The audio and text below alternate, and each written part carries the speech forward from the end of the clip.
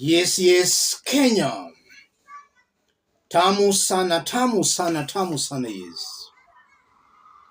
It's getting more lively and more interesting. Please, my brother President Ruto, forgive me. Those are Rigathi Gachagwa's remarks today. So Rigathi is literally begging for forgiveness from President William Samoei Ruto. And he goes ahead, calls him my brother.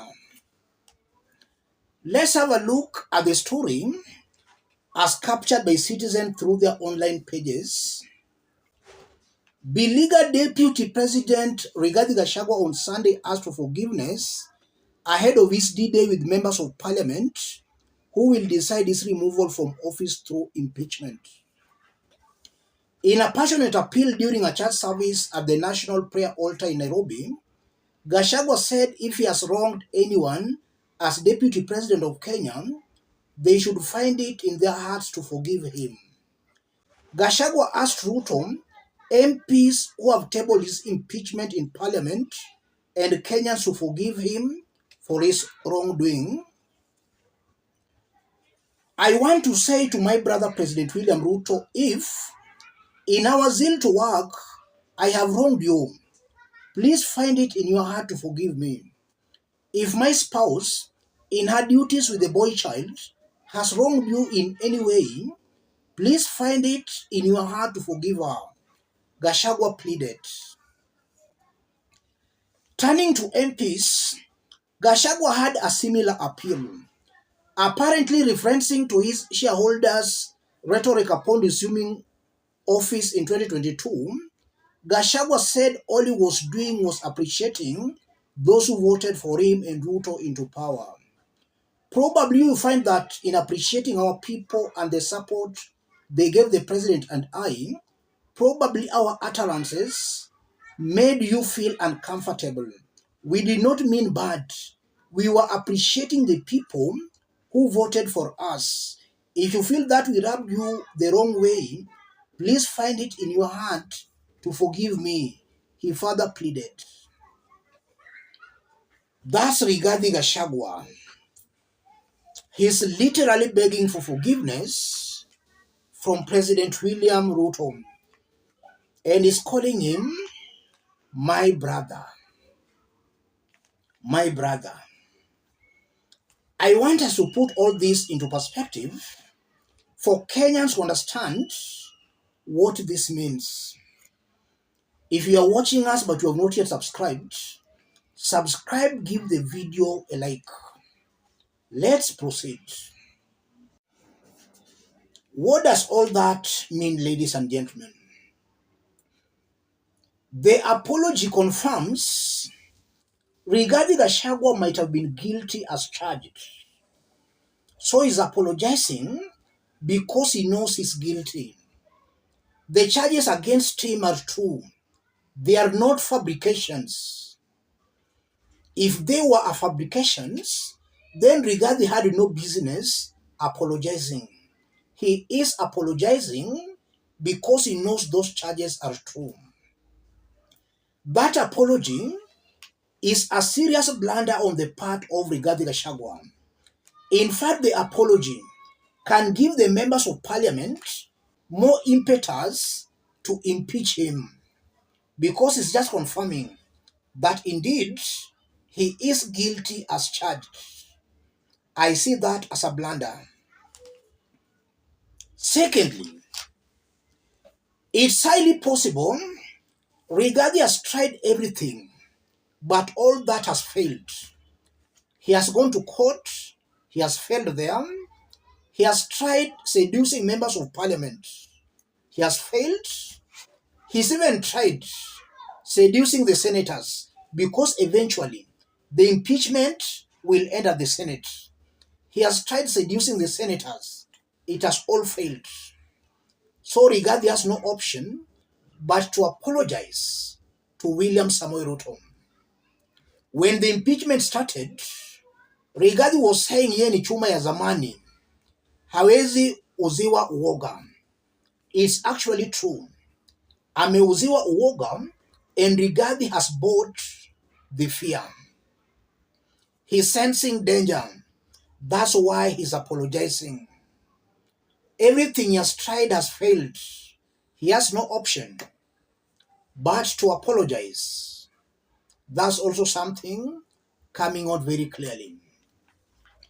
Something that is also possible, though this is a remote possibility, it might be possible that Rigathi's attempts at catching the attention of Ruto might be yielding some fruits. We are being told behind the scenes, Rigathi was making some frantic efforts to reach out to Ruto. That might be yielding some fruits. Ruto is telling Rigathi, if you want me to forgive you, go and apologize in public. And that's exactly what Rigathi Gachagua has done. Ruto told him, go and apologize in public. Though that's a remote possibility. What do you think will happen if William Ruto goes ahead and forgives Rigathi Gachagua? If Ruto forgives Rigathi Gachagua, the impeachment motion will die its own natural death. Members of parliament will abandon that impeachment because this impeachment was being pushed by William Ruto himself. Ruto okayed the impeachment.